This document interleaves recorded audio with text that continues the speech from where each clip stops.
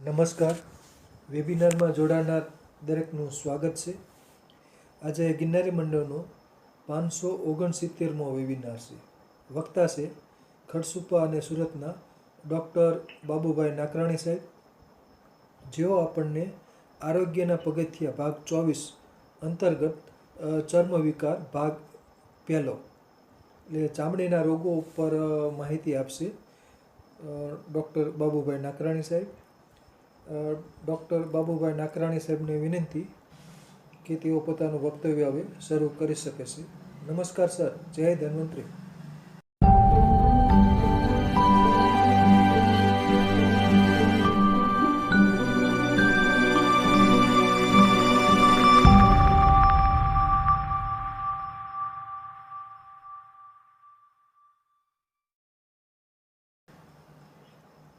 નમસ્કાર. જય ધન્વંતરી.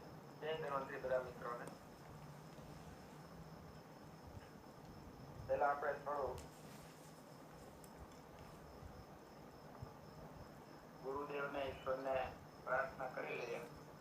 ધન્વંતરી ભગવાનને, વૈદ્યોને રાગાધિરોગાન સુતતાનુશક્તાન શેષકાય પ્રસૃતાનુશેષાન ઔસુક્યમોહા રતિદાન જગાન યો પૂર્વ વૈદ્યાય નમોસ્તુ તસ્મૈ યો પૂર્વ વૈદ્યાય નમોસ્તુ તસ્મૈ.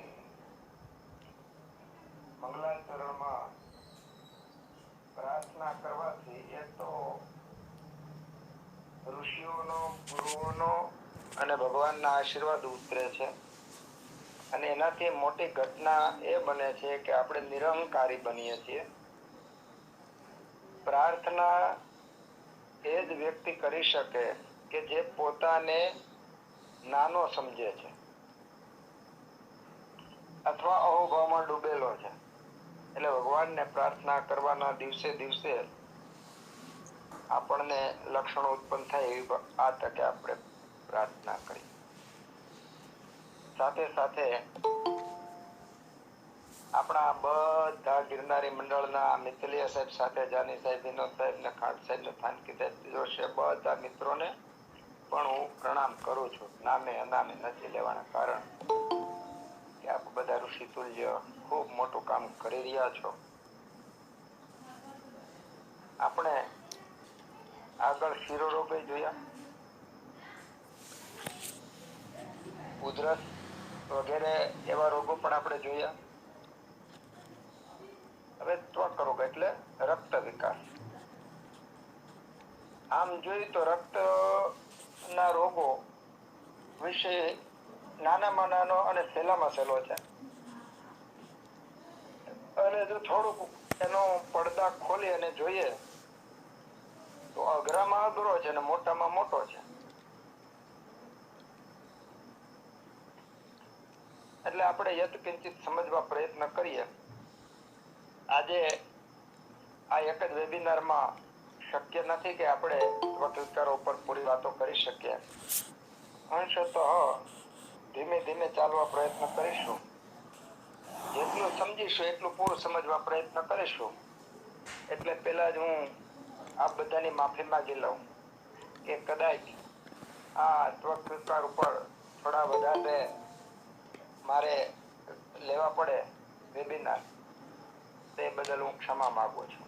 કારણ કે વિષય મને ઘણો ઊંડો લાગે છે, સાથે સાથે જરૂરી પણ લાગે છે.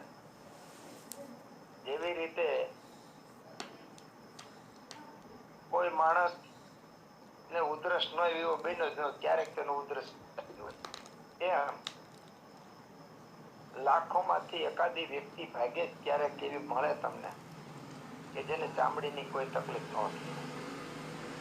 કેમ કરી કે કાંઈ એનો અર્થ એવો કે આ ચામડીના રોગોમાં બધા અનુભવી છીએ. દુનિયાનો આ એક જ રોગ એવો છે કે જે રોગ થયો હોય છતાંય રોગના લક્ષણોને પોષણ આપવું એ દર્દીને ગમે. રોગના લક્ષણોને પોષણ આપતો જાય, રોગ વધારતો જાય, એવો કોઈ રોગ હોય તો આ ચામડીનો રોગ છે. કારણ કે ચામડીના રોગમાં કંડુ એટલે ખંજવાળ એનું લક્ષણ છે. એ લક્ષણને પોષણ આપે એટલે ખંજવાળે, એટલે ખંજવાળ દર્દીને વધારે મજા આવે. દર્દીને મજા આવે એટલે રોગને પણ મજા, રોગ પણ વધતો જાય. તો આવા મીઠા અને મધુરા રોગ ઉપર આપણે વાતો કરવાની છે. તો એટલું જ આપણે રસપૂર્વક શીખીશું તો મને એવું લાગે છે કે યત્કિંચિત આપણે આમાં ઊંડા ઉતરવા પ્રયત્ન કરીએ એ સાર્થક થશે. કારણ કે આ રોગ માત્ર ખાવા પીવાને કારણે જ થાય છે એવું નથી. આ રોગ ઇન્ફેક્શન એટલે કે ચેપથી, એટલે કે એકબીજાના અડકવાથી, શ્વાસથી વગેરે થાય છે એવું જ થાય છે એવું પણ નથી. આ રોગ થવાના કારણો બધા અલગ અલગ કારણો છે. દાખલા તરીકે આપણે ખાવા પીવાને કારણે થાય છે, એનાથી પણ થાય છે. વસ્ત્ર માલ્યાનું લેપનાથ ભોજન, આ બધા જે છે એ સંસર્ગ આવવાને કારણે, ઇન્ફેક્શન એકબીજાના ચેપને કારણે થાય એ પણ કારણ છે. એના પછીનું જે કારણ છે એ ઇન્દ્રિયોનું કારણ છે કે જેની અંદર આપણે ક્રોધ કરેલો હોય, કોઈનું અપમાન કરેલું હોય, સ્ત્રી, ગાય, બ્રાહ્મણ એને દુભવા હોય, તો એ જે આત્માનો રિફ્લેક્સ આવે છે અંદરથી, એની મનની જે ભાવની દિશામાં જે રિફ્લેક્સ આવે છે, એની સીધી અસર કરનારને લાગે છે ને એને સૂક્ષ્મ શરીરની અંદર કારણ શરીર દાખલ થઈ અને સ્થૂળ શરીરની અંદર આ રોગ ઉત્પન્ન થાય. આજના સાયન્સને આ વાત પકડાવી મુશ્કેલ છે, પણ આ નવી વાસ્તવિકતા છે. અને આનાથી પણ બહુ ઊંડા સાયન્સ આપણે સમજતા જઈશું ત્યારે ખબર પડશે. અત્યારે હું શોર્ટમાં તમને કહી દઉં કે ચામડીના રોગોમાં મહાકોષ ને ક્ષુદ્રકોષ ને ઘણા બધા પ્રકારો આવશે. આખો મોટો દરિયા જેવું મોટું સાયન્સ છે ચર્મરોગોનું. પણ આ જન્મની અંદર માની લો મહાકોષ્ઠ થયો, અસાધ્ય અવસ્થામાં થયો ને મૃત્યુ પામ્યો, જોઈશ આત્મા શુદ્ધ નથી, સત્વગુણ પ્રધાન નથી, તો એ સ્થૂળ શરીરનો મનની અંદર પ્રવેશ કરી અને બીજા જન્મમાં પણ કુષ્ઠરોગી થાય છે. આ જે વિજ્ઞાન છે, આ જે ગણિત છે, માત્ર ને માત્ર દાર્શનિક અને આયુર્વેદ સિદ્ધાંતો પ્રમાણે સમજી શકાય. સ્થૂળ રીતે તો માત્ર શરીર પૂરતું અટકી જવાય ને વધુમાં વધુ તો ઇન્દ્રિયો પૂરતું અટકી જવાય, એનાથી આગળનો પ્રકાશ ન થાય. એટલે જેટલું દુનિયાની અંદર છે એ જ્ઞાન બધું આપણને હોતું નથી, અને જે જ્ઞાન આપણને મળે છે એ આપણને નથી ખબર એટલે ખોટું છે એવું માનવાને બિલકુલ સ્થાન નથી. તપાસ કરવાથી ખ્યાલ આવશે કે આપણે ધારીએ એના કરતા ઘણા બધા સાયન્સ આગળ વધી ગયેલા છે. પણ એ બધાનો મૂળ આધાર આપણી વૈદિક પરંપરા, સંસ્કૃતિ, આયુર્વેદ એના સિદ્ધાંતોને આધારે ટકેલું છે. હજારો લાખો વર્ષ પછી પણ આ સિદ્ધાંતો પ્રમાણે જ આ સિસ્ટમ ને બધી ફોલો થાય છે.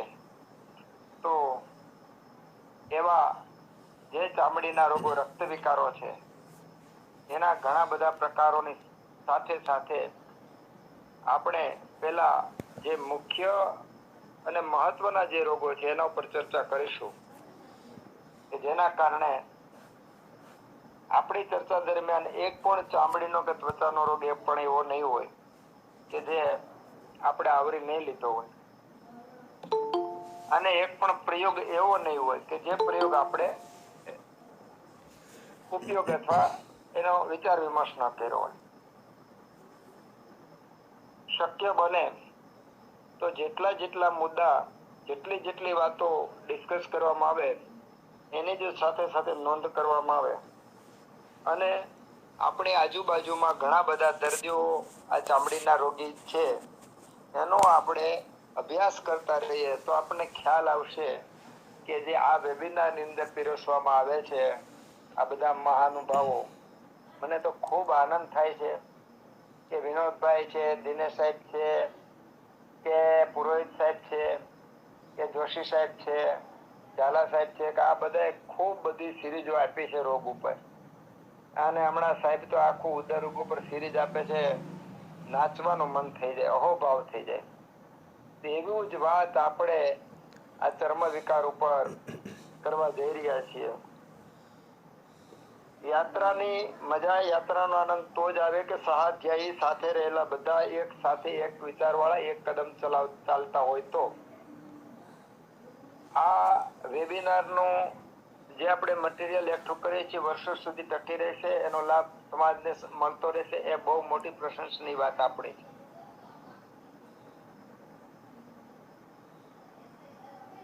તો ચામડીના રોગોમાં કુષ્ઠ, મહાકુષ્ઠ, ક્ષુદ્રકુષ્ઠ, પીડિકા અને ઘણા બધા પ્રકાર, જેમાંથી આપણે કુષ્ઠ ઉપર વાતો કરીએ. શરૂઆત ત્યાંથી કરીએ. અને કુષ્ઠના જે રોગો છે એ થવાનું કારણ અને એના જે નિદાનો છે કે વિરોધી અન્નપાનની દ્રવસ્નિગ્ધ ગુરુણી ચ, વિરોધી અન્નપાનાની, વિરોધી અન્નપાનનું જે સેવન કરવું એ આનું મુખ્ય નિદાન છે, કારણ છે. સંસ્કૃત ભાષાની મજા એ છે કે જે પેલું કહેવામાં વધારે મહત્વનું હોય, બીજું કહેવામાં એના પછીનું, ત્રીજું કહેવા આના પછીનું મહત્વનું છે. પહેલું જ કીધું કે વિરોધીની અન્નપાનાની, વિરુદ્ધ અન્નપાનનું સેવન કરવું એ કુષ્ઠ રોગનું કારણ છે, ચામડીના રોગોનું કારણ છે. વિરોધી અન્નપાન, રસ, ગુણ્યો, વીર્ય, વિપાક, પ્રભાવ, આ બધાથી વિરોધી અન્નપાન થાય. એનાથી વિશેષ આપણે આગળ વાત જઈએ તો દૂધ છે એ એક વ્યક્તિ જ્યારે દૂધ પીવે છે તો એને દૂધથી શક્તિ આવે છે, બીજી વ્યક્તિ છે એને દૂધથી ઝાડા થઈ જાય છે, ત્રીજી વ્યક્તિને દૂધ પીવાથી ઉલટી થાય છે, ચોથી વ્યક્તિને દૂધ પીવાથી પેટમાં દુખે છે. તો દૂધ, ઘી, પાણી, તેલ, ખોરાક કે અનાજ, દરેક વસ્તુ બધી વ્યક્તિ માટે એક સમાન માત્રામાં યોગ્ય નથી. દરેક આહાર વિહાર દરેક વ્યક્તિએ અલગ અલગ તુંડે અલગ અલગ, દરેક વ્યક્તિએ અલગ અલગ માપ અને અલગ અલગ માત્રા એનો અને લેવાનો કાળ. એમ વિરોધીની અન્નપાનાની, વિરુદ્ધ અન્નપાનનું સેવન કરવું નહીં. અને એની ઉપર ખૂબ બધું પુરોહિત સાહેબે બધાએ વાતો કરી છે. તો વિરોધી અન્નપાન લેવું નહીં. હવે અહીંયા જે નિદાન કહેવામાં આવે છે એ લાંબો સમય સુધી સતત સેવન કરવામાં આવે તો ત્યાર પછી એ રોગની અંદર પરિણમે છે. ઘણા બધા રોગો થાય છે, એમાં અત્યારે આપણે ચર્મ વિકારની વાત કરીએ તો કુષ્ઠની અંદર પરિણમે છે લાંબા સમયના અંતે. 2 મહિના તમે આપણે રેગ્યુલર આહાર વિહારનું પાલન કરીએ છીએ ને, એક દિવસ 2 દિવસ ક્યારેક વિરુદ્ધ અન્નપાનનું સેવન થઈ ગયું તો બીજે દિવસે સામાન્ય રીતે તરત જ કાંઈ કુષ્ઠરોગ થતા જન્મતા નથી. એને જન્મવા માટે ઘણા બધા ઊંડા મૂળની કારણોની જરૂર હોય છે. એટલે ઘણીવાર આપણને એવું થતું હોય કે આ ઘણા બધા એવા છે કે જે વિરુદ્ધ અન્નપાન ખાવા છતાં એને કોઈ રોગો નથી થતા, ઘણા બધા કાળજી રાખવા છતાં પણ એને રોગો થાય છે. તો ફરીવાર સ્પષ્ટ કરી દઈએ કે જે લોકો નિત્ય વ્યાયામ કરે છે, યોગી છે, કસરત કરે છે, મહેનતનું કામ કરે છે, માનસિક સ્થિરત્વ છે, શુદ્ધ હવા ને બધું જે લે છે, એવા લોકો સામાન્ય રીતે આહાર વિહારનું પૂરું પાલન કરતા ન હોવા છતાં એનો અગ્નિ એટલો બધો વ્યવસ્થિત હોય છે કે જેના પરિણામને અંતે એ એવા લક્ષણો કે રોગો ઉત્પન્ન નથી કરી શકતું કે જેના કારણે એને બળ મળે. વિરોધીની અન્નપાનની દ્રવ સ્નિગ્ધ ગુરુણી ચ. દ્રવ એટલે પ્રવાહી પદાર્થનું અતિ અને સતત સેવન કરી રાખતા હોય, અતિ સ્નિગ્ધ પદાર્થનું સતત સેવન કરી રાખતા હોય. ગુરુ એટલે ભારે ખોરાકનું જે સેવન કરી રાખતા હોય એવી વ્યક્તિ અને ભજતામ આગતામ છર્દી કે જેમને ઉલટી આવતી હોય અને ઉલટીના રોગને છર્દી આગતામ જે છર્દી એટલે ઉલટીનો વેગ આવતો હોય એને રોકતા હોય. વેગામ ચ અજ્ઞાન એટલે બીજા વેગો, દાખલા મળ છે, મૂત્ર છે, છીંક છે, ઉધરસ છે, આ બધા વેગોને રોકતા હોય તો આવી વ્યક્તિ જે છે એ કુષ્ઠ રોગનો ભોગ બને છે. વ્યાયામમ અતિ સંતાપમ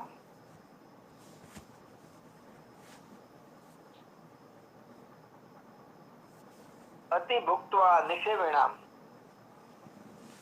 જે અતિ ભુક્ત્વા એટલે ખૂબ વધારે પડતો પેટ ભરીને ખાઈ લે અને પછી વ્યાયામમ અને પછી વ્યાયામ કરે તો એવી વ્યક્તિના સ્ત્રોતો રોગ થઈ, સ્ત્રોતો દુષ્ટિ થઈ, વિમાર્ગ ગમન થઈ અને ત્વકના રોગો, કુષ્ઠના રોગો કરે છે. અથવા તો શીતોષ્ણ લંઘન આહારાન ક્રમમ મુક્ત્વા નિષેવણા. જે શીત એટલે ઠંડુ, ઉષ્ણ એટલે ગરમ, લંઘન એટલે ઉપવાસ, આ વગેરેનો જે કઈ આહારનો ક્રમ છે સેવન કરવાનો, એને છોડી અને જે આહાર વિહાર કરે છે એવી વ્યક્તિ પણ કુષ્ઠ રોગના ભોગી બને છે. અને થોડી પ્રકાશ પડી દઈએ કે શીત ઉષ્ણ લંઘન આહારન ક્રમ મુક્ત્વા નિષેવણા. શીત આહાર, ઉષ્ણ આહાર. શીત અને ઉષ્ણ એ વીર્યથી ગણવાનું કે શીત વીર્ય અને ઉષ્ણ વીર્ય. પછી શીત અને ઉષ્ણ તાપમાનથી ગણવાનું. અને શીત ઉષ્ણ માની લ્યો કે પિત્ત પ્રકૃતિ વાળો હોય અને પિત્ત પ્રકૃતિ વાળાના શરીરનું તાપમાન વધારે હોય તો એમણે સતત ગરમ પાણી પીવું, એના માટે પિત્ત વધારે. પાણીનો મૂળ સ્વભાવ જ પિત્ત શમન છે, છતાં પણ પિત્ત વાળાને સતત ગરમ પાણી પીવાથી પિત્ત પ્રકોપ પામે છે. તો શીતોષ્ણ લેતા અહીંયા વીર્યથી શીતોષ્ણ પણ લેવાનું, શીતોષ્ણ તાપમાનથી પણ લેવાનું અને શીતોષ્ણ દર્દીના શરીરના તાપમાનને અનુસારે પણ, દોષના અનુસારે પણ લેવાનું. લંઘન એટલે લંઘનના પણ પ્રકારો છે. એમાં ખાસ તો લંઘન એટલે શરીરને જેટલી જરૂર હોય એટલા પ્રમાણમાં આપણે ખોરાક ન આપીએ અથવા અજીર્ણ હોય અને ખોરાક ન આપીએ એને આપણે લંઘનમાં લઈએ છીએ. જેને લંઘનને યોગ્ય છે એને જ લંઘન કરાવવું, લંઘનને યોગ્ય નથી એને લંઘન કરાવવાથી દોષો જન્મે. તો આ જે ક્રમ છે, જે નિયમ છે, એ નિયમનું ઉલ્લંઘન કરી અને જો આપણે આવા આહાર વિહાર કરીએ તો એ પણ કુષ્ઠ રોગના નિદાન એના કારણ બને છે. અને ધર્મ શ્રમ ભય આર્તા નામ ધ્રુતમ શીતંબુ સેવિનામ. ધર્મ એટલે તડકો, ગરમી. શ્રમ એટલે મહેનત કરી હોય. ભય એટલે ભયભીત થઈ ગયેલો હોય. આર્તા નામ આનાથી દુઃખી થયેલો હોય. અને ધ્રુતમ તરત જ શીત અંબુ સેવિનામ, અને એના પછી તરત જ ઠંડુ પાણી પીવે એટલે તરત જ સ્ત્રોતો દુષ્ટિ થઈ અગ્નિ દુષ્ટ થાય છે અને એ કુષ્ઠ રોગનું કારણ બને છે.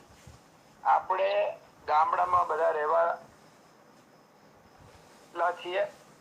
આપણને અનુભવ છે કે તડકેથી આવી એટલે આપણને આપણા દાદા દાદી તરત હાથ પગ ધોવાની ના પડે, તરત નાવાની ના પાડે. આને કહેવાય આયુર્વેદનું જીવન. ગામડામાં ધબકતું હતું, ક્યાંક ક્યાંક અત્યારે ધબકે છે અને ફરીવાર પાછું આનું આચરણ કરવા માટે આપણે શીખવાનું છે.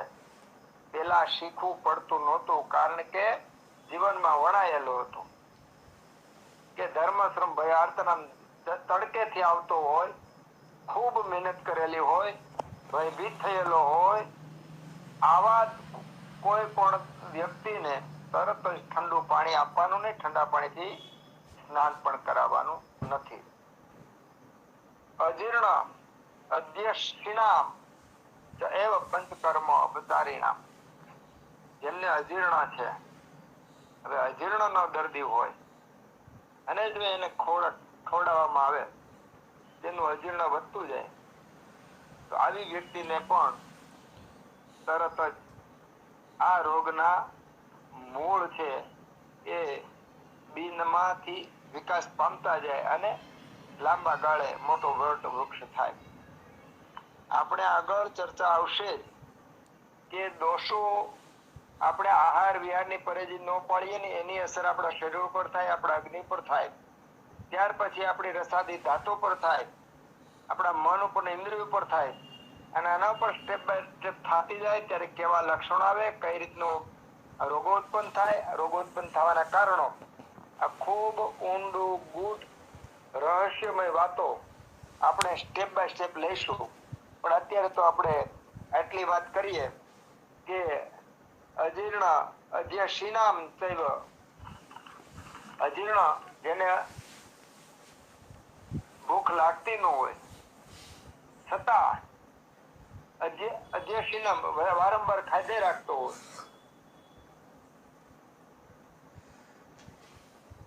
અથવા ખાતો હોય એના ઉપર વારંવાર ખાઈ રાખતો હોય, પછી પંચકર્મ અપચારિણામ, પંચકર્મની અંદર વમન, વિરેચન, અનુવાસન બસ્તી, આસ્થાપન બસ્તી અને નશ્ય, આ પંચકર્મ જે છે આયુર્વેદના, આ પંચકર્મ અપચારિણે, એમાં જે નિયમો પાળવાના હોય ન પાળે તો પણ રોગોનો જન્મ થાય. એમાં મહારોગ એવો કહી શકે એવા કુષ્ઠના પણ મૂળ નખાઈ જાય છે. અહીંયા જે અપચારિણા એટલે પાલન કરવું જોઈએ નિયમોનું, એ અતિ અગત્યની વાત છે. દાખલા તરીકે નાનું બાળક, આપણે પેલા ડિલિવરી માતાની થતી, માતાને ત્યાં દીકરો કે દીકરી જન્મતા, તો બાળકને 1 થી 6 મહિના સુધી સૂર્યનો પ્રકાશ કે સૂર્યને સામે આવે ને એ રીતનું બાળકને રાખતા. સામાન્ય રીતે ડિલિવરી કરેલી બેનને સૂર્યપ્રકાશ ન આવે તેવી જગ્યાએ, એકાંતની જગ્યાએ, અવાજ ન આવે, ડિસ્ટર્બ ન થાય એવી શાંત જગ્યા, તેનો રૂમ રહેતો, અને એના પરિણામે જે બાળક મોટું થતું, એ નિરોગી થતું, મજબૂત થતું, ઇન્દ્રિયો મજબૂત થતી. અને આજે એવી ડિલિવરી થાય તો તરત બાળક બહાર આવે તો પહેલી આંખ ખોલે તો સીધું હોસ્પિટલની અંદર હેલોજન નો પ્રકાશ બાળકને આંખમાં પડે છે, અને એની વિકૃતિ લાંબા સમયે બાળક મોટું થાય ત્યારે આજે આપણે જે જોઈ રહ્યા છીએ એ આંખો દ્વારા લેવાયેલો પ્રકાશ, એની આંખો, એનું મન, એની ઇન્દ્રિયો, આ બધું વિકૃત થાય, નબળું થાય, અને જે ઉંમરે જે તંદુરસ્તી રહેવી જોઈએ એ તંદુરસ્તી ન રહે, યુવાનીની અંદર ગડપડના જે ચિહ્નો આવી જાય, લક્ષણો આવી જાય, એનું કારણ અપચારિણામ. જે વખતે જે વસ્તુનું પરિપાલન કરવું જોઈએ એ પરિપાલન નથી થતું, એના પરિણામે રોગો ઉત્પન્ન થાય છે. નવું અન્ન, નવું અનાજ. સામાન્ય રીતે સર્વ દ્રવ્યમ પંચભૌતિકમ અસ્મિના, તે બધા દ્રવ્યો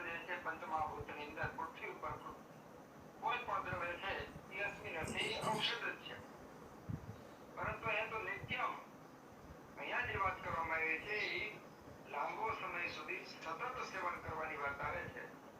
ત્યારે નવ અન્નમ, જે નવો અનાજ છે એ કાયમી નવું અનાજ ખાઈને રાખે તો એના પરિણામે અગ્નિ કાં તો મંદ પડે અને કાં તો વિકૃત થાય છે, અથવા નવા અનાજને કારણે કફદોષની વૃદ્ધિ થાય છે. તો નવું અનાજ સતત ખાવાને કારણે ગુરુ હોવાને કારણે પચવામાં ભારે હોવાને કારણે સ્રોતોને પચડી જવાના ગુણો ન હોવાને કારણે એ શરીરની અંદર અગ્નિ દુષ્ટ કરી અને રોગો ઉત્પન્ન કરે છે, અને આ કુષ્ઠ જેવા મહારોગો પણ એના પરિણામે જન્મી શકે છે. તેથી મત્સ્ય, તિલ, મત્સ્ય અતિ લવણ, અમ્લ દેશેવણ, નવ અન્ન નવું અનાજ, દધી, દહીં, મત્સ્ય એટલે માછલી, તિલ એટલે તલ, નહીં મત્સ્ય તિલ નહીં, મત્સ્ય અતિ લવણ, વધારે પડતું ખારું ખાતા હોય, અતિ અમ્લ, વધારે પડતું ખાટું ખાતા હોય, આવી વ્યક્તિને કુષ્ઠરોગ થાય છે.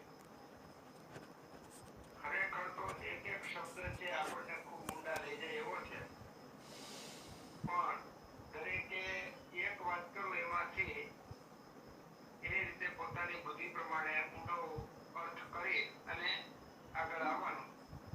જેવી રીતે નવું અનાજ છે એવી જ રીતનું દધી છે સ્રોતોરોધ કરનારું છે, એટલે કાયમી દહીં ખાવાનું નથી. દહીં ઉષ્ણ ગુણધર્મ ધરાવે. સામાન્ય સમાજની અંદર દહીંને ઠંડુ ગણે છે આમ પબ્લિકને, પણ દહીં ખરેખર ગરમ છે, સ્રોતોરોધ કરનાર છે, વિસ્ડમ બી છે. એટલે દહીં એકલું ક્યારેય પણ ખાવું નહીં. પિત્તવાળાને જો દહીં ખાવું જ હોય તો સાકર ને ઘી નાખીને ખાવાનું, આમળા નાખીને ખાવાનું, દ્રાક્ષની સાથે ખાવાનું, પણ એકલું દહીં ક્યારેય ખાવું નહીં. દુર્ચરક ઋષિ ખાસ આપણને આગળ કીધે છે જે તે વખતે સ્વરૂપ દ્રક્ષાધ્યાયની અંદર. અતિ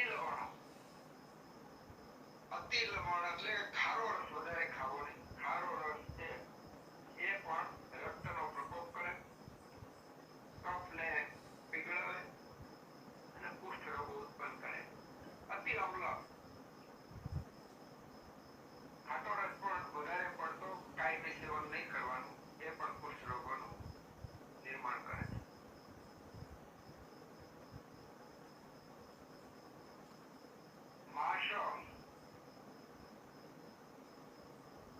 માસ એટલે અડદ, મૂલક એટલે મૂળા. હવે જો નવન પાન કોને કહેવાય કે આ વર્ષે મારી જો કે અત્યારે ઉનાળામાં ઘઉં થયા તો ઉનાળામાં આપણે ઘઉં એ જ ઉત્પન્ન થયેલા ઘઉં ખાવા ચાલુ કરીએ અને નવન કહેવાય. તો એ એક વર્ષ પછી એ અનાજ છે જૂનું અનાજ થઈ જાય છે.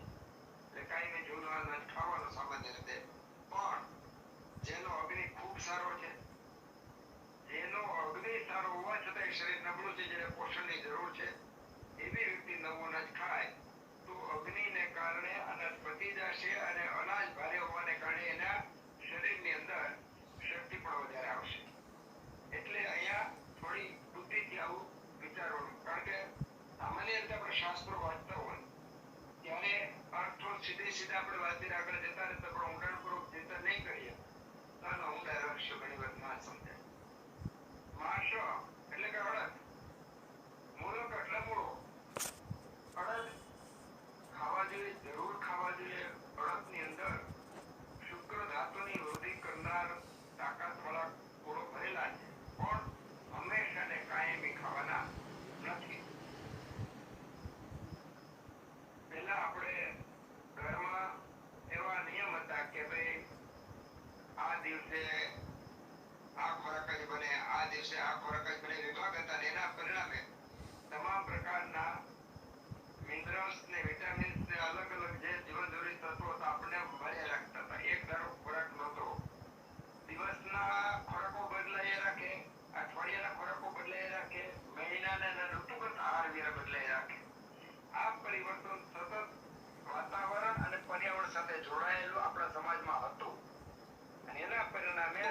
સશક્ત હતા, નિરોગી હતા. અને એ પરિપાટીથી આપણે દૂર થયા એટલે ફરીવાર પાછી એ પરિપાટી બાજુ જવા આપણે ભગવાનને પ્રાર્થના કરીએ. મૂળક એટલે કે મૂળો. મૂળો ખાવો જ એક કાયમી નહીં. શિયાળાની અંદર મૂળો ઉત્તમ છે.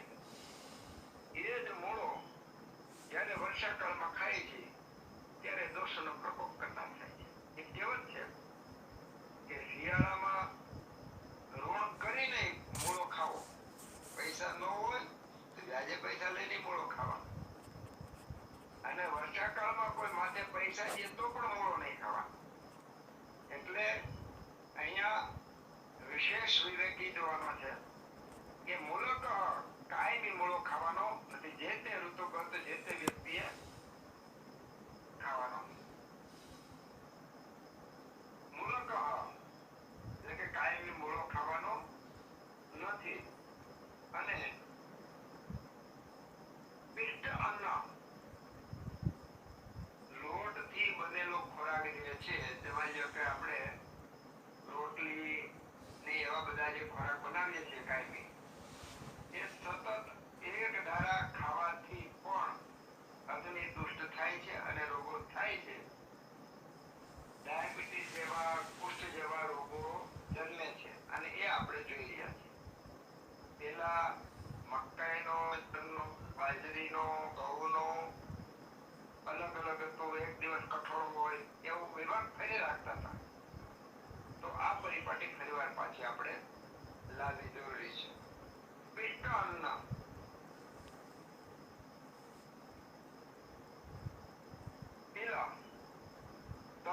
તલનું કાયમી સેવન કરવાનું નથી. ક્ષીર એટલે કે દૂધ. હવે તલનું, દૂધનું અતિ સેવન જે કરે તેને કફવર્ધક ને એવા રોગો થાય. તો અહીંયા જે આપણને બતાવવામાં આવ્યા છે એ વિવેકથી વાપરે એના માટે કોઈ વાંધો નથી. પણ ઋતુને જોયા વગર, પોતાની પ્રકૃતિને જોયા વગર સતત અતિ ઉપયોગ કરતા હોય એના માટે રોગો જન્મે છે. ક્ષીર, ગુડ એટલે કે ગોળ, અતિશય ગોળ ખાતા હોય એને પણ કૃમિજન્ય રોગો થાય અને કુષ્ઠ વગેરે રોગો ઉત્પન્ન થાય છે. આશીનામ આ સેવન કરે છે એને. અને આ કેવું હોય, ઘણા તો સવારમાં પોષણ સંતાન ગોળ ખાતા જ હોય. માની લો કે વાયુ પ્રકૃતિ છે, ગોળ ખાય છે તો બેસ્ટ છે, એને કઈ વાંધો નહીં આવે. માની લો કે પિત્ત પ્રકૃતિ છે, ગોળ ખાય છે તો એને વાંધો નહીં આવે, એને પોષણ રૂપ છે. પણ કફ પ્રકૃતિ વાળો છે અને ગોળ ખાય છે તો એને એક કફ વૃદ્ધિ કરનાર છે.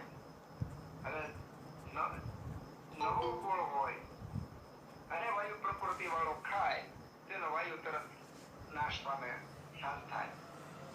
જૂનો ગોળ હોય અને પિત્ત પ્રકૃતિ વાળો ખાય એટલે એનો પિત્ત તરત શાંત પામે. અને નવો ગોળ હોય અને કફ વાળો ખાય તો તરત જ એનો કફ વધે.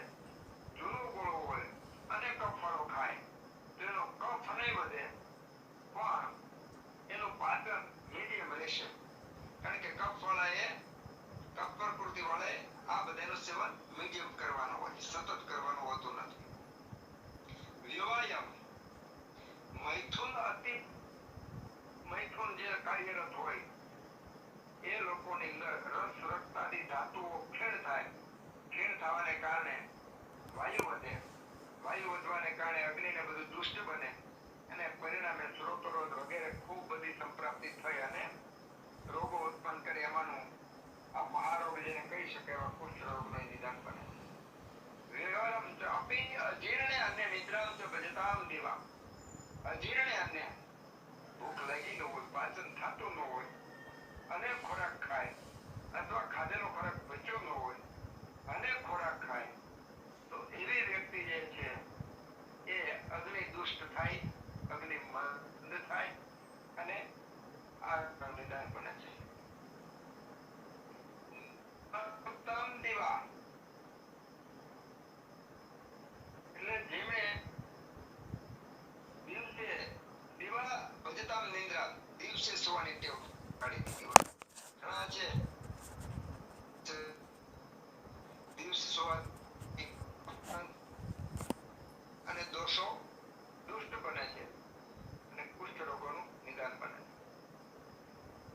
ભજતામ દિવામ નિદ્રા. દિવા સ્વપ્ન ના કોઈ, દિવા સ્વપ્ન કરવાની મનાઈ છે. કોણે સૂઈ શકાય? તો જે લોકો ખૂબ રસ્તો ઓળંગેલો હોય, શ્રમ કરેલો હોય, મૈથુન કરેલો હોય, ટીબી વગેરે રોગો થયા હોય, બાળક હોય, ગર્ભિણી સ્ત્રી હોય અને ગ્રીષ્મકાળ હોય, આ કાળ અને આ ઋતુ વખતે દિવાસ્વાપ કરી શકાય. બાકી કોઈ વ્યક્તિએ દિવાસ્વાપની શાસ્ત્રમાં છૂટ નથી, એટલે દિવાસ્વાપ ન કરવો નહીં. હવે માની લો કે જેને ભજતામ એટલે કે જેને ટેવ જ પડી ગઈ છે દિવા સ્વપ્નની, દિવસે સુવાની, એ ટેવ કાઢવા માટે એમણે શું કરવાનું? તો અસુખમ, પોતાના શરીરને સુખ ન થાય એવી રીતે ખુરશી ઉપર બેસી અને ઊંઘ કરી લેવી અને ધીમે ધીમે કરી અને એમણે દિવા સ્વપ્નની ટેવ કાઢવાની. બીજી રીત એ છે કે ઊંઘ આવવાનું કારણ ઘણીવાર ગુરુ આહારો ડાયરેક્ટ ખોરાક ખાવાને કારણે પણ ઊંઘ આવે છે. તો બપોરના સમયે જેને સુવાની ટેવ હોય એવી વ્યક્તિ બપોરના સમયે કાં તો જમવાનું બંધ જમવાનું જ, અથવા બપોરના સમયે એને બહુ લઘુ આહાર, મગ છે, ફ્રૂટ છે, સલાડ છે, એવું થોડો હળવો આહાર જ કરવો કે જેના પરિણામે એને ઊંઘની ટેવમાંથી ધીમે ધીમે મુક્તિ મળે છે. અહીંયા સુધી તો આપણે સમજાય છે. પણ હવે જે વાતો આવે તેની થોડીક સમજવી વધારે અઘરી છે. આ ઋષિ મુનિઓ પર વિશ્વાસ રાખજો. જે કહે છે એ 100% સાચું છે, અને એ જે કહે છે એ મજ થાય છે કે હવે જે આવે છે એ વિપ્રાન ગુરુન ઘર્ષયતામ પાપમ કર્મમ ચ કુર્વતામ. વિપ્રામ એટલે કે બ્રાહ્મણ, ગુરુ એટલે ગુરુ, વિપ્રો અને ગુરુઓનું ઘર્ષતામ એટલે કે આ વડીલો, પૂજ્ય મનુષ્યો એનું જે વારે વારે અપમાન કરતા હોય. વિપ્રાન ગુરુન ઘર્ષયતામ પાપમ કર્મોન ચ કુર્વતા.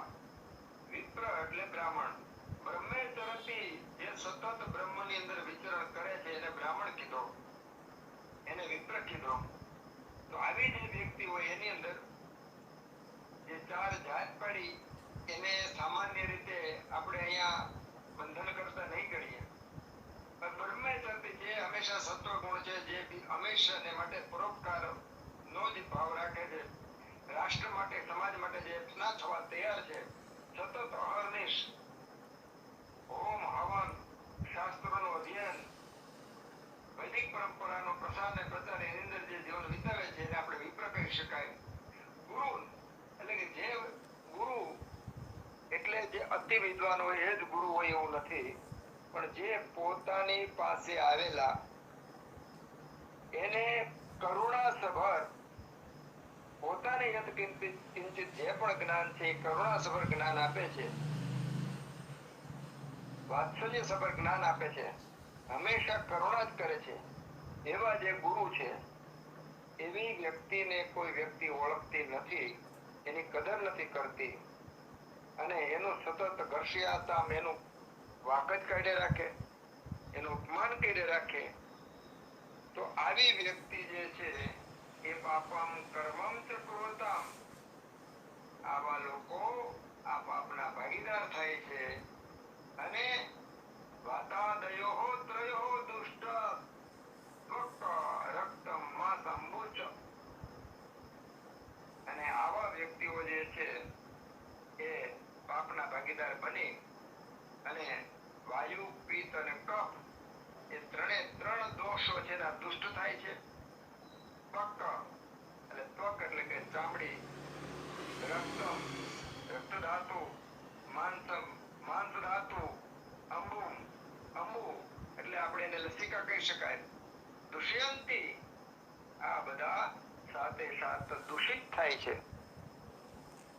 સકોષ્ઠાનામ સપ્તકો દ્રવ્ય સંગ્રહ, આ સાથે સાત દ્રવ્ય સંગ્રહ જ્યાં સુધી દુષ્ટ ન થાય ત્યાં સુધી મહાકુષ્ઠ છે એના પૂરેપૂરા લક્ષણો મળતા નથી. એટલે કોઈ પણ કુષ્ઠ હોય એમાં સાતે સાત જે દ્રવ્ય છે વાયુ, પિત્ત, કફ, રસ, રક્ત, માંસ અને અંબુ આટલા દૂષિત થાય તો જ કુષ્ઠરોગ થાય અને એક પછી એક એકબીજાને દૂષિત કરતા જાય છે.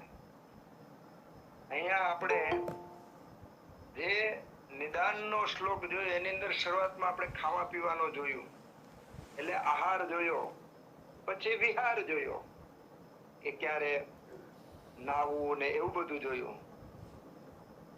પછી દર્શન શાસ્ત્ર ની અંદર મનની અંદર પ્રવેશ કર્યો કે વિપ્રાન ગુરુન ઘર્ષયતામ પાપમ કર્મમ ચ કુર્વતામ. વિપ્રો, ગુરુઓ આ બધા જે વડીલો છે, માતા પિતા છે, એનું પૂજન કરવાનું, એને માન આપવાનું, એની આજ્ઞાનું પાલન કરવાનું એ સદવર્તન છે. અને એની વિરુદ્ધ એનું અપમાન કરવું, એને માન નહીં આપવું, એને અવગણવા એ પાપ કર્મ છે. અને આ પાપ કર્મ પણ મનના રિફ્લેક્ટ થઈ અને આપણા મન દ્વારા સૂક્ષ્મથી સ્થૂળ શરીરની અંદર પ્રવેશ પામે છે. અને એ પ્રવેશ પામીને અંતે કુષ્ઠ રોગનું નિર્માણ થાય છે. આજની તારીખમાં 80% તો એવા રોગો આપણને મળશે કે જેમાં એક્સરે કરે છે, સોનોગ્રાફી, સીટી સ્કેન, MRI કરે છે, લેબોરેટરી વિઝિટ કરે છે કે જેમાં કોઈ પણ પ્રકારના રિઝલ્ટ પકડાતા નથી, છતાં દર્દીને તકલીફ થાય છે, હકીકત છે. તો આવા બધા રોગોની અંદર અહીંયા જે બતાવ્યા વિરોધીની અનપાનાની એ અને વાતાદયો, સ્ત્રીઓ દૃષ્ટ, આ બધા જે કારણો છે એના મૂળમાં પડેલા છે. એટલે આયુર્વેદે તો આપણને દરેક પાને પાને નાનામાં નાની વાતને ખૂબ અસરકારક રીતે રજૂ કરી અને સમજાવવા પ્રયત્ન કર્યો છે. અને આટલું પાલન કરે, આમાં જે નિદાન લખ્યું એ નિદાનનું સેવન કરે તો આ રોગો થાય, અને નિદાનનું સેવન ન કરે અને પરેજી પાળે તો કુષ્ઠરોગ તો નથી થતા, પણ બાકીના કોઈ રોગ દર્દી બનતો જ નથી ને વ્યક્તિ પાસે આવતા પણ નથી. એટલે આ પરેજી જે છે એ ચામડીના રોગો પૂરતી મર્યાદિત ન ગણતા ખૂબ બધા રોગોના જનક બને છે. અને એના માટે આપણે થોડુંક જોઈએ તો ખબર પડે કે ભોજન કર્યા પછી વધારે પડતો વ્યાયામ કે અતિશય તાપનું સેવન કરવું એ કુષ્ઠ રોગનું કારણ છે. શીત અને ઉષ્ણનું જો વારાફરતી તરત સેવન કરવામાં આવે તો પણ કુષ્ઠ થાય છે. ગામ થયો હોય, થાક લાગ્યો હોય, ભય પીડિત હોય અને જો એ લોકો એકાએક ઠંડુ પાણી પીવે તો એ પણ કુષ્ઠ રોગનું નિદાન છે. અજીર્ણમ ભુક્તમ અપક્વમનમ અજીર્ણે નૈષા જીર્ણે દિવા પુનઃ ભોજન શિલાન. એટલે કે ખાધેલો ખોરાક નો પચ્યો હોય એને અજીર્ણ કહેવાય. ગઈ રાતનો અજીર્ણ હોય છતાંય દિવસે ફરી તે અજીર્ણ ઉપર ભોજન કરવાની ટેવ ધરાવતા જે માણસો ધરાવતા હોય એને આગલા દિવસનો જે આહાર પચ્યો ન હોય છતાંય ખાધો છે એટલે અજીર્ણમાં જ ગણાય. પંચકર્મ ઉપચારિણામ આપણે આગળ જોયું કે પાંચ જે કર્મો છે એમાં પેલા વમન વિરેચન કર્યા પેલા પૂર્વ કર્મ કરવાનું હોય. પૂર્વ કર્મ ની અંદર સ્નેહપાન કરવાનું હોય. સ્નેહપાન કાં તો ઘીનું કાં તેલનું, સિદ્ધ કરેલું તેલ હોય અથવા સિદ્ધ કરેલ ઘી હોય. અને મુખ્ય કર્મ જે વમનાદિ કર્યા પછી મંડપયા વિલેપી એનું પાલન કરવાનું હોય. સાથે સાથે બ્રહ્મચર્યનું પાલન, ઉચ્ચ ભાષણ નહીં કરવાનું, રથમાં નહીં બેસવાનું, ઉબડ ખાબડમાં, ઠંડા પવનમાં, ઠંડા વાયુમાનનું સેવન નહીં કરવાનું, અતિ તડકાનું સેવન નહીં કરવાનું. તો આ બધું પાલન ન કરે તો એને પણ કુષ્ઠ રોગનું નિદાન સમજી લેવાનું છે. આ અનાજનું વિદગ્ધાજીર્ણનું જે છે એ બધું અજીર્ણને કારણે જ રહેલું છે. આ પ્રસંગે ફરીવાર પાછું થોડી વાત કરી દઈએ કે આમાજીર્ણ, વિદગ્ધાજીર્ણ અને વિષ્ટબ્ધાજીર્ણ. એ વાત આપણે આવી જ ગઈ છે આગળ. પણ આમાજીર્ણ એટલે ખાધેલો ખોરાક ન પચે અને જેમાં કફ પ્રધાન હોય એ આમાજીર્ણ છે. જેમાં પિત્ત પ્રધાન હોય અને અજીર્ણ હોય વિષ્ટબ્ધાજીર્ણ છે, વિદગ્ધાજીર્ણ છે. અને જેમાં અનાજ બરાબર પચ્યું ન હોય અને જેમાં વાયુ પ્રધાનો હોય એ વિષ્ટબ્ધાજીર્ણ છે. આમાજીર્ણ છે ખોરાક ખાધા પછી તરત અસર કરે.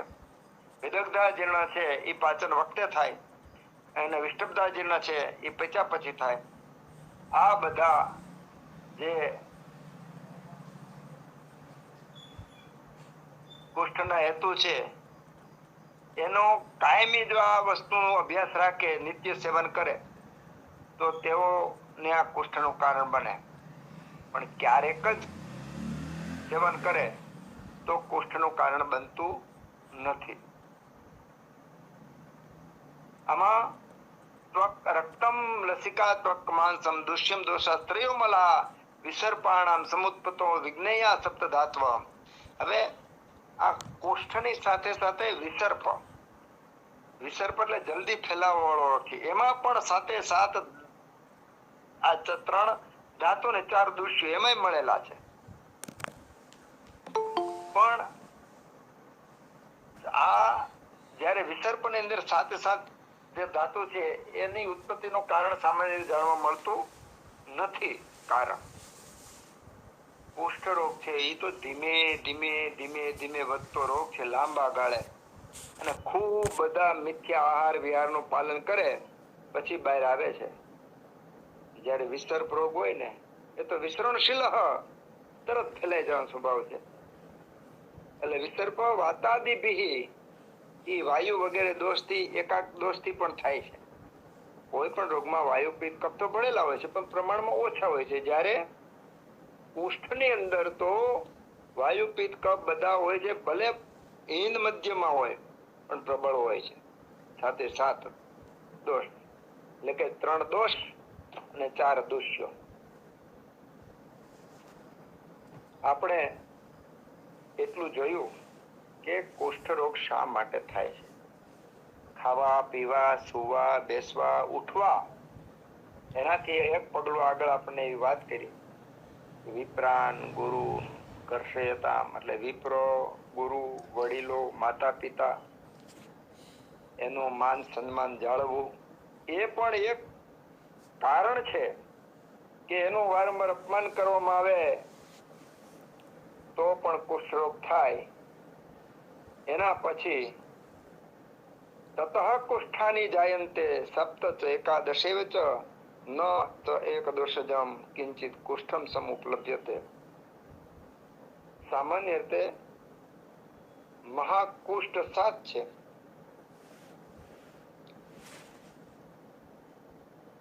તતઃ કુષ્ઠ સપ્ત ચ એકાદશ અને બીજા 11 છે ક્ષુદ્ર કુષ્ઠ. ન ચ એકદોષજમ. કુષ્ઠ છે એ કોઈ એક મહાકુષ્ઠ છે એક દોષથી થતો નથી. સમુપલભ્યતે વાયુ પિત્ત કફ રસ રક્ત માંસ અને લસિકા આ 7 જ્યારે દ્રવ્યો ભેગા થાય ત્યારે કુષ્ઠ રોગનું નિર્માણ થાય છે. એટલા માટે કુષ્ઠ રોગ છે એ ખૂબ મટાડવો અઘરો છે. લાંબા સમય સુધી એની સારવાર કરવી પડે એમ છે. એમાં સાધ્ય અસાધ્ય કષ્ટ સાધ્ય ઘણા બધા વિભાગ પાડવા પડે અને દર્દી, વૈદ્ય, ઔષધ વ્યવસ્થિત ભેગા થાય તો મહાકુષ્ઠ પર ઘણું બધું કામ કરી શકાય. અને અત્યારે ભારતમાં, ગુજરાતમાં કે વિશ્વમાં ચામડીના જે રોગો છે એ મટતા જ નથી, વધતા જ જાય ના ઘણા બધા કારણો છે. એમાંનું એક કારણ હું અત્યારે આ તકે એવું કહી શકું કે જે આપણે વધુ પડતા કેમિકલ વાળા સાબુ વાપરીએ છીએ અને કાયમી સાબુથી સ્નાન કરે છે જેના પરિણામે અંતે ચામડીને કાયમી કેમિકલથી અભ્યંગ કરવામાં આવે છે જેનું અભ્યંગ કરવામાં આવે, માલિશ કરવામાં આવે, એના ગુણો અંદર ઉતરે છે. કેમિકલ વાળા સાબુનું, કેમિકલ વાળા શેમ્પૂનું અતિ સેવનને પરિણામે ચામડી દ્વારા શરીરની અંદર આ કેમિકલ પ્રસરે છે. એટલે કેમિકલની વિપરીત અસરને પરિણામે પણ કુષ્ઠ રોગો થાય છે. બીજું, કેમિકલ વાળા આ સાબુ કે શેમ્પુ વાપરવાથી સ્ત્રોતો શુદ્ધ થઈ ગયા હોય, સ્ફૂર્તિ આવતી હોવાનો અનુભવ આપણે જરૂર થાય છે, પણ શરીરની અંદર ચામડીમાં ચારે બાજુ સ્નેહ ગુણ ઓઇલી પદાર્થ સતત ફેલાયેલો હોય છે. હોવો જોઈએ, રહેવો જોઈએ, પણ આ સતત કાયમી સાબુ શેમ્પુ વાપરવાથી શરીરની ઉપરની સપાટી પર, ત્વચા ઉપર જે ઓઇલી ગુણ છે નાશ પામે છે અને પરિણામે વૃક્ષતા આવે છે. વૃક્ષતા આવે છે તો સ્નિગ્ધતા છે એ સારામાં સારું એન્ટીબેક્ટેરિયલ કે એન્ટીવાયરસ તરીકે કામ કરે છે. જ્યારે આ સ્નિગ્ધ ગુણ આપણે હાથે જ નાશ પમાડીએ છીએ ત્યારે બેક્ટેરિયા કે વાયરસને અંદર બેસવામાં કે એની વૃદ્ધિ પામવામાં મદદ મળે છે. એટલે ઘણા બધા કારણો આપણે જોયા. એમાંનું સાંપ્રત સમાજની અંદર, સાંપ્રત સમયની અંદર મોટામાં મોટું જો તરત દેખાય એવું અને આપણે કંઈ પણ એના ઉપર કામ કરી શકીએ એવું જો એક પરિબળ હોય તો આ છે આપણે સ્નાન અને સ્નાનની વ્યવસ્થા અને સ્નાન વખતે વપરાતા જે દ્રવ્યો છે એના ઉપર પણ આપણે વિચાર કરવો જોઈએ. તો કોષ્ઠ 7 પ્રકારના છે, 7 છે અને 11 પ્રકારના ક્ષુદ્ર કોષ્ઠ છે. અને કોઈ પણ કોષ્ઠ છે એક દોષથી ઉત્પન્ન થતો નથી. 7 દ્રવ્યો ભેગા થાય ત્યારે જો થાય છે. મહાકુષ્ઠ હોય એમાં 7 દ્રવ્યો હોય, પણ એક કુષ્ઠ જ્યારે ક્ષુદ્ર કુષ્ઠ હોય ત્યારે ક્ષુદ્ર કુષ્ઠની અંદર વાયુ પિત્ત કફની પ્રબળતા વિશેષ હોય છે. બીજા દોષો અતિ ગૌણ હોય છે. હવે આપણે આગળ નેક્સ્ટ સ્ટેપ જોઈએ કે હવે કુષ્ઠ રોગ થવાનો છે એ ખબર કેમ પડે. યત્ર યત્ર ધૂમ તત્ર તત્ર વહ્નિ ઇતિ સાહચર્યા નિયમઃ. જ્યાં જ્યાં ધુમાડો છે ત્યાં ત્યાં અગ્નિ હોવો જોઈએ. અગ્નિ વગર ધુવાડો થાય નહીં. ઇતિ આ નિયમ છે. એમ કોઈ પણ રોગ ઉત્પન્ન થાય તો રોગના સૂચિત ચિહ્નો પહેલા આવે છે અને સૂચિત ચિહ્નો પહેલા આવે અને એને પૂર્વરૂપ કહેવાય. એ પૂર્વરૂપ વખતે, પૂર્વરૂપ એટલે કે રૂપ એટલે લક્ષણો, રોગના ઓરિજિનલ લક્ષણો, એની પહેલા જે લક્ષણો આવે એને પૂર્વરૂપ કીધું. પૂર્વરૂપોના દર્શન થવા માત્રથી જ જો વ્યક્તિ જાગી જાય તો એ પૂર્વરૂપ છે એ રૂપની અંદર કન્વર્ટ ન થાય અને એ રોગ છે એ શરીરમાં પ્રવેશી શકે નહીં. એટલે આપણે હવે જે સંવાદ કરી રહ્યા છીએ એ કુષ્ઠ રોગ શરીરમાં ઉત્પન્ન થતો હોય એની પહેલાના જે લક્ષણો ઉત્પન્ન થવાની શરૂઆત થાય, કુષ્ઠ રોગ હજી બન્યો ન હોય, પૂર્ણ રૂપ ધારણ ન કર્યું હોય, એની પહેલાના જે રૂપો જે છે એને પૂર્વરૂપ કહેવાય કે સ્પર્શજ્ઞત્વમ. જ્યાં કુષ્ઠ રોગના લક્ષણ હોય ત્યાં કુષ્ઠ થવાનો છે એ જગ્યાએ સ્પર્શજ્ઞત્વ. આપણે સૂક્ષ્મ સંવેદના નાશ પામે છે ત્યાં. સામાન્ય રીતે દર્દીને આપણે આંખ બંધ કરી અને જ્યાં એને સફેદ ડાઘ હોય, જ્યાં એને ખંજવાળ આવતી હોય, જ્યાં એવું કઈ પણ કુષ્ઠ જેવું લક્ષણ થાય તો આંખો બંધ રખાવીને એક તંદુરસ્ત ભાગ ઉપર અને તંદુરસ્ત વગરના ભાગ ઉપર વારા પડતી લગાવી અને સંવેદનાનું જ્યારે પૂછીએ ત્યારે દર્દી જે ભાગમાં વિકૃત એટલે કે ચામડી છે અથવા એને સોરિયાસિસ હોય, એને લ્યુકોડર્મા કે સફેદ ડાઘ હોય તો એવા વ્યક્તિને ત્યાં સ્પર્શના જ્ઞાનનું ભાન પૂરું થતું નથી. ત્યાં પણ એના ડીપ અલગ અલગ હોય છે. કે સુપરફિશિયલ હોય, મીડિયમ હોય ને ડીપ હોય. વધારે પડતો રોગ ફેલાઈ ગયેલો હોય તો બિલકુલ જ્ઞાન નથી થતું, નહીં તો થોડું અથવા બિલકુલ ઓછું જ્ઞાન થાય છે. અને એ રોગની અધિકતા ઉપર છે. સ્પર્શ અજ્ઞત્વ, આ પહેલું. સ્પર્શ અજ્ઞત્વ થયું એટલે જોઈ લેવાનું કે કુષ્ઠરોગ ચાલ્યો આવે છે. હવે જ્યારે આવું પ્રકરણો આપણે વાંચતા હોઈએ અથવા આપણે સંવાદ કરતા હોઈએ ત્યારે સ્પર્શ અજ્ઞત્વ આવે. દાખલા તરીકે પગમાં કે ક્યાંક આપણને સ્પર્શનું જ્ઞાન ન થાય એટલે તરત જ આપણને કુષ્ઠ યાદ આવી જાય કે ભાઈ કુષ્ઠ રોગ થયો, તો એવું નથી.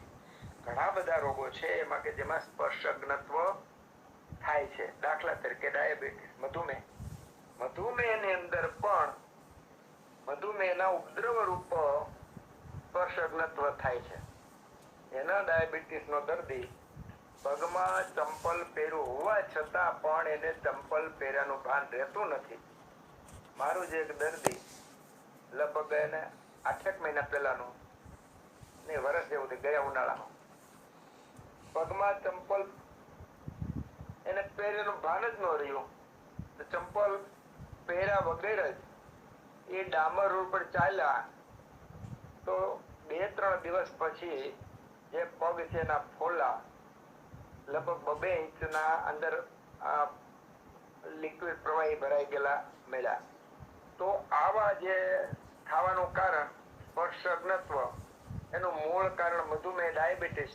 અને ડાયાબિટીસ જ્યારે ન્યુરાલજિક થાય કે નર્વસ સિસ્ટમની સંવેદના એમાં ઓછી થઈ જાય એટલે સ્પર્શ અજ્ઞત્વ થાય છે. તો જે પ્રકરણમાં જે વખતે જ્યારે જે વાત આપણે વાંચતા હોય, સમજતા હોય કે શીખતા હોય ત્યારે તે વિષય પૂરતી જ મર્યાદિત છે. પણ સાથે સાથે એ વાત જ્યાં જે લક્ષણમાં કે જે રોગમાં આવે ત્યારે એને ત્યાં પણ સ્વીકારવી એટલી જ જરૂરી છે. સ્પર્શ અજ્ઞત્વમ અતિસ્વેદઃ.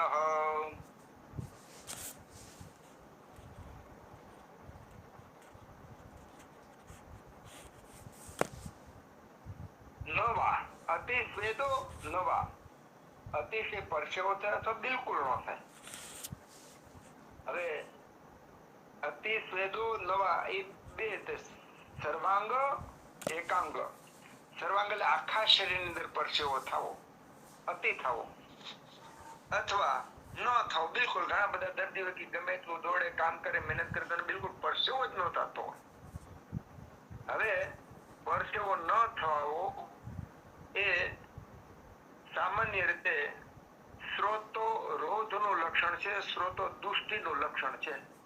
રોમકૂપો નો જે સ્રોતસ છે એ કાં તો દુષ્ટ થયેલું છે કાં તો રોધ થયેલું છે.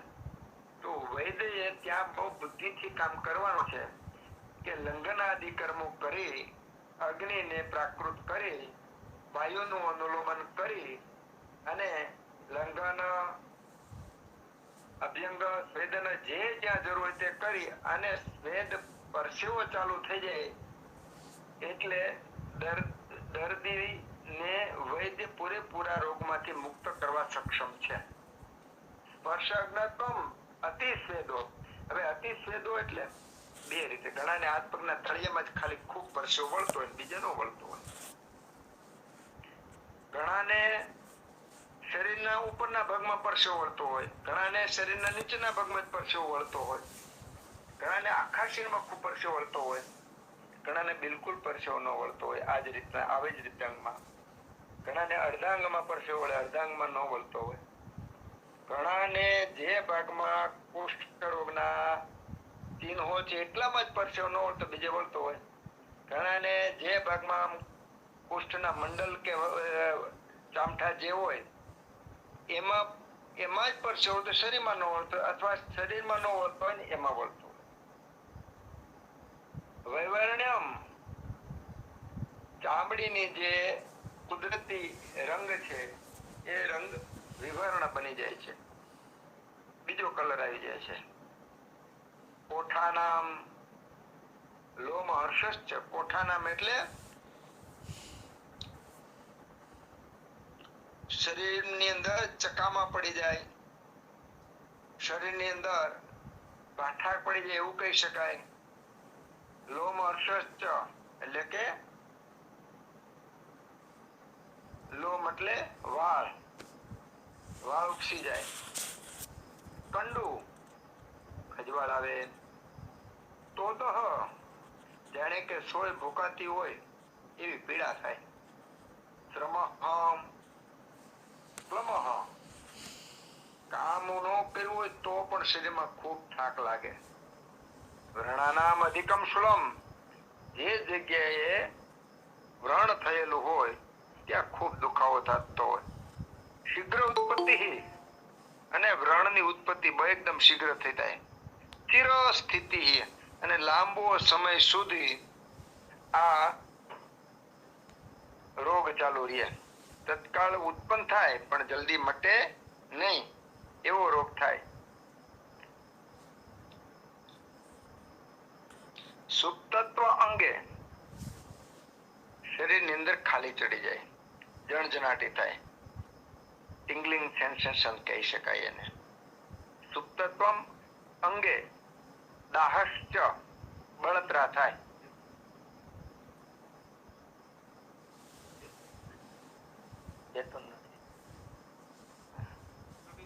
મારો વેબિનાર ચાલુ છે અત્યારે.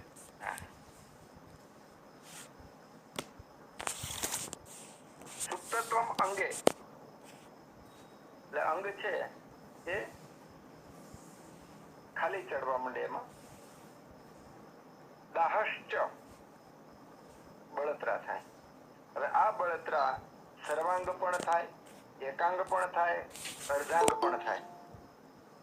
કુષ્ઠ લક્ષણમ અગ્રજમ આ કુષ્ઠ લક્ષણના અગ્ર એટલે પહેલા કુષ્ઠ થાય એની પહેલાના જે લક્ષણો છે એ લક્ષણો આપણને ભગવાન આત્રેયે જણાવ્યા છે.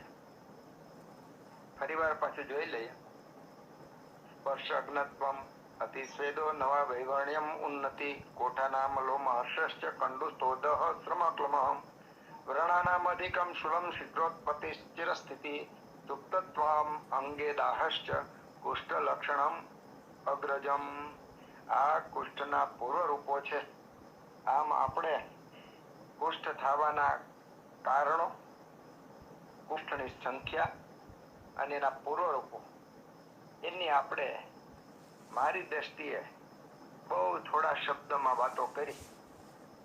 આ વાતો આપણે યાદ રાખી અને ફરીવાર પાછા જ્યારે ભેગા થઈશું ત્યારે આગળ ઘણી બધી વાતો એટલી બધી રહસ્યમય ભરેલી છે ત્વચા રોગની અંદર અને એનો આપણે સમજવા પ્રયત્ન કરશું.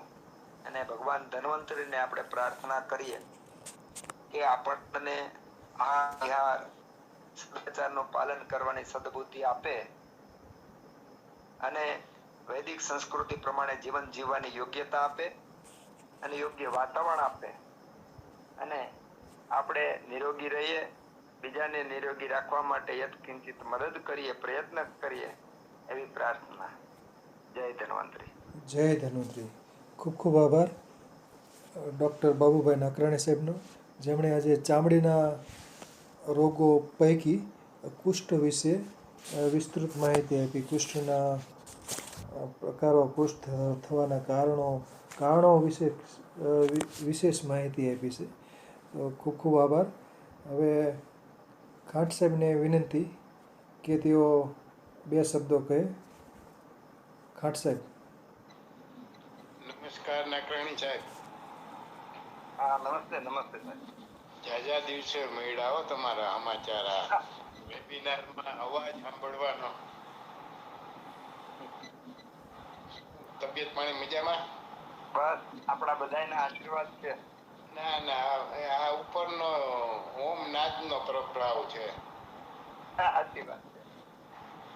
હવે એક પ્રશ્ન હતો, આપણે કુષ્ઠ એટલે શ્વેત કુષ્ઠ જે કઈ, જેને આપણે કોઢ શબ્દ વાપરીએ, એ વાતનો છે, પિત્તનો કે કફનો, એ કેમ ખબર પડે?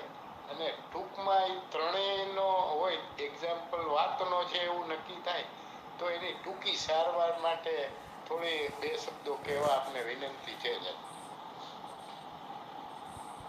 આ બધી વાતો ખૂબ ઊંડાણપૂર્વક આવવાની જ છે, પણ અત્યારે હું શોર્ટમાં વાત કરી દઉં કે જે આપણે તમે વાત કરી એ આ સાતે સાત દૃશ્યોથી જ હોય, પણ એમાં દોષની અધિકતા હોય. બાજુ એમાં વાયુ, પિત્ત, કફ, રસ, રક્ત, માંસ અને લસિકા, આ સાતે સાત સંયોગ થાય ત્યારે જ કુષ્ઠ થાય. ત્યાં એના વગર કુષ્ઠ થાય જ નહીં.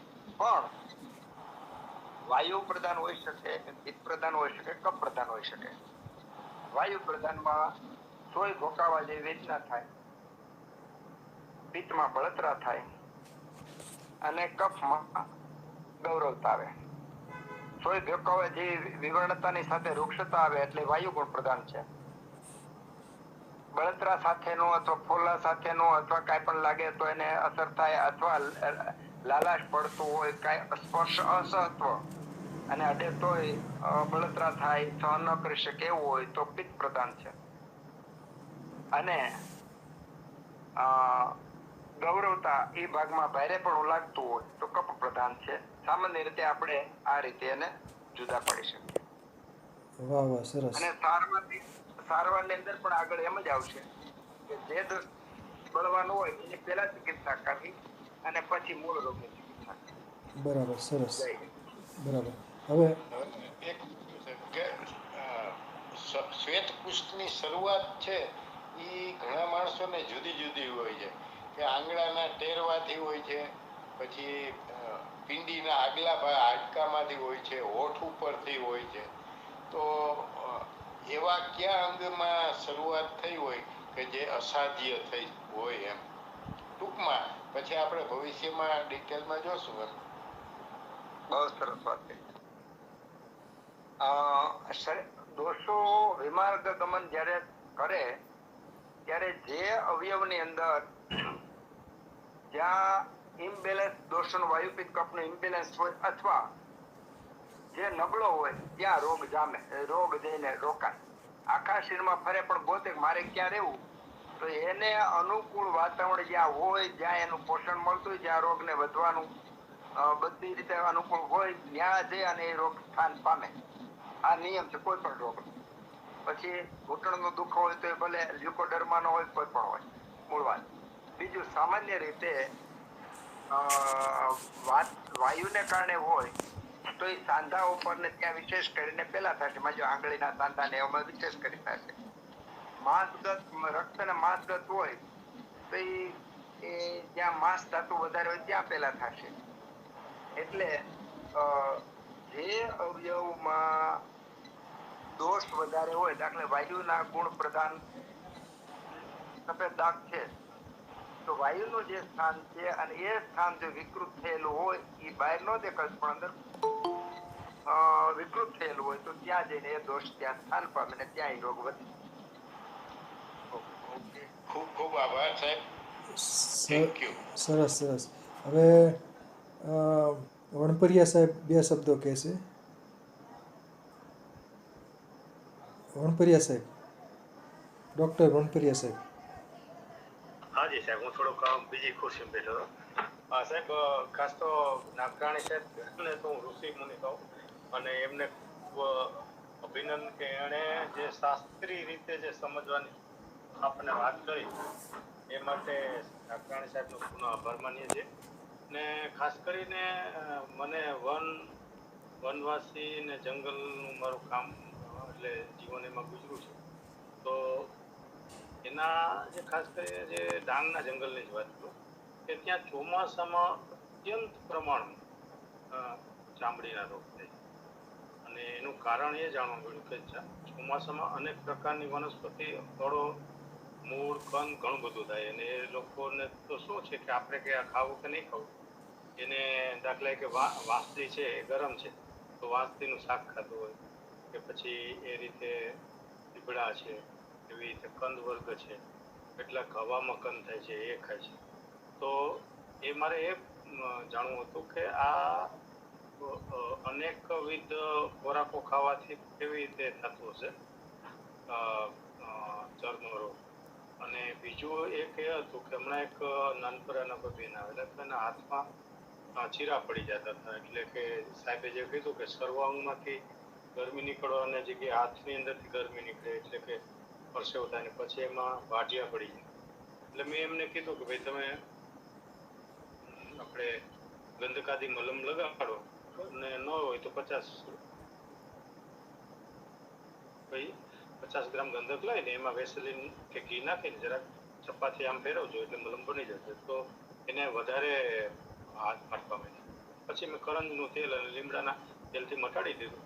તો મારે આ 2 વસ્તુ જાણવી છે કે વન વિસ્તારમાં ચોમાસામાં કેમ સ્કિનના ડિસીઝ વધી જાય અને આવા હાથ જેવામાં તિરાડો પડીને લોહી નીકળે તો એને કેવી રીતે મટાડી શકાય. એ માટે નાગરાણી સાહેબને વિનંતી છે કે થોડું ડિટેલમાં જાણ. ખરેખર તો સાહેબ આખી રાત વાતો કરીને એવું મન થાય કે તમે બધા કરો એમ, પણ મારી પણ ઘણી બધી મજબૂરીને દિનચર્યા હોય છે એટલે છતાંય રંગ ડેમો છે તો વાતો કરીએ. ડાંગ આવવામાં ચોમાસામાં ચામડીના રોગો વધે. આપણે આગળ નિદાનમાં જોયું કે તડકે ગયેલો તરત જ આવી અને ઠંડુ પાણી પીવાનું, ઠંડા પાણી નાવાનું. ડાંગ આવવામાં ભયંકર તડકો પડે, એ તડકાથી શરીર ટેવાયેલું અને પછી વરસાદ પણ એવો જ પડે એટલે જે નિદાન આપણે ઉષ્ણ અંબુ ને આતપનું જે થયું એ જ નિદાન પેલું તો ન્યા લાગવું પડે. પેલું બીજું, એ વિસ્તારના માણસો સામાન્ય રીતે વાત વૃદ્ધિ વાળા છે અને રક્ત દુષ્ટિ વાળા છે. ત્યાં આપણે જોઈએ તો સિકલ સેલ ને થેલેસેમિયા એવા દર્દીઓ ત્યાં વધારે મળે, કારણ કે રક્ત દૂષિત વધારે છે ત્યાં. અને આ જે વાતાવરણ ભેજનું વાતાવરણ થાય છે ત્યારે આ વાતાવરણથી દોષો વૃદ્ધિ પામે અને ત્યાં વિવિધ પ્રકારના કંદ અને વનસ્પતિનું 90% ઉપયોગ કરે. માની લો કે આજની તારીખમાં 40% માણસો એવા છે કે રેકડીમાં શાક લેવા જતા નથી, ઘરની આજુબાજુમાં નીકળે જે કુણા પાન હોય એનું શાકભાજી બનાવી નાખે છે આજની તારીખમાં. તો એ લોકો વિવિધ પ્રકારની ઔષધિ અને વનસ્પતિ ખાય છે. ઘણાને ખૂબ સારું જ્ઞાન છે, પણ ઘણીવાર માની લો કે કંદ હોય તો કંદને સામાન્ય રીતે 24 કલાક વહેતા પાણીમાં કરી અને પછી એનું આપણે વારાઈ કંદ છે તેનું શાક કરવું જોઈએ તો નહીં વાંધો આવે. પણ એમાં થોડો ઘણો ફેરફાર રહી ગયો હોય તો એ કંદને કારણે પણ થઈ શકે.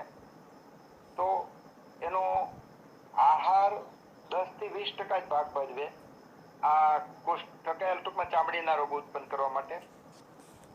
પણ વધુ તો એની પ્રકૃતિ અને જે પ્રકૃતિમાં રહે છે એ વાતાવરણ એમાં વધારે અસર કરે એવું મારું ત્યાંનું અવલોકન છે.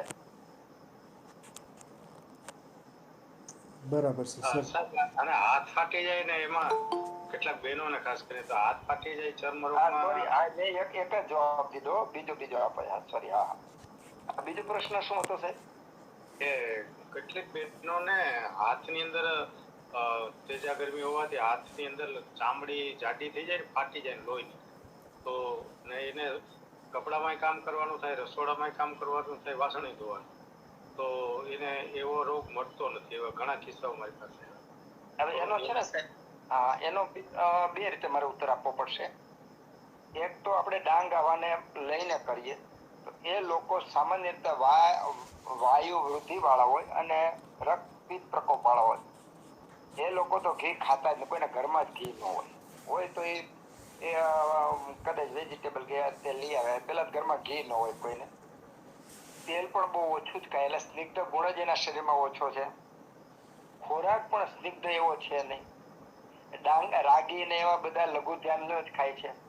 તો વાયુ પ્રધાન શરીર વાળા છે અને મરચું ને એવું બધું વધારે ખાય છે.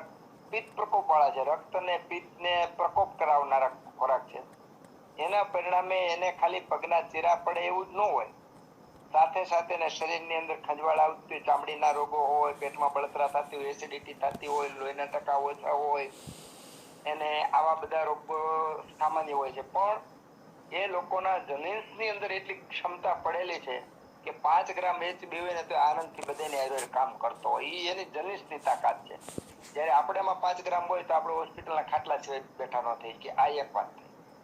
બીજી વાત, આ જ પ્રશ્ન સિટીની બહેનોમાં હોય છે કે જેને હાથ પગના ચીરા ને એવું પડતું હોય અને એનું શરીર પણ માની લો વજન વધારે હોય, પિત્ત પ્રકોપનો હોય તો પણ હોય, તો ન્યા આપણે એનો સ્ત્રોતો દૃષ્ટિ લઈ શકાય કે એનું સામાન્ય રીતે જે પાચન જે સ્વરૂપમાં થવું જોઈએ એ રીતે પાચન અગ્નિ બરાબર ન કરે અને એનો પિત્ત પ્રકોપ કે વાયુ પ્રકોપ થયા કરાવતું હોય.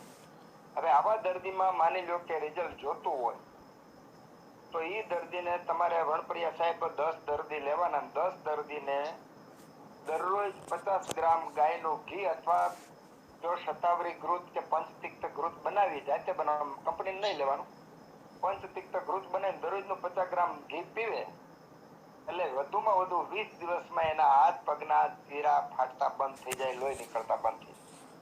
પીવું પડે, ખાવું પડે, મિનિમમ 50 ગ્રામ થી 100 ગ્રામ, કારણ કે એમાં સદ્ય સ્નેહની જરૂર પડે. એટલે આ બે રીતે મારી રીતે મેં થોડોક ઉત્તર આપવા પ્રયત્ન કર્યો. વાહ વાહ, આભાર સાહેબ, આભાર, ખૂબ ખૂબ આભાર, સરસ સરસ.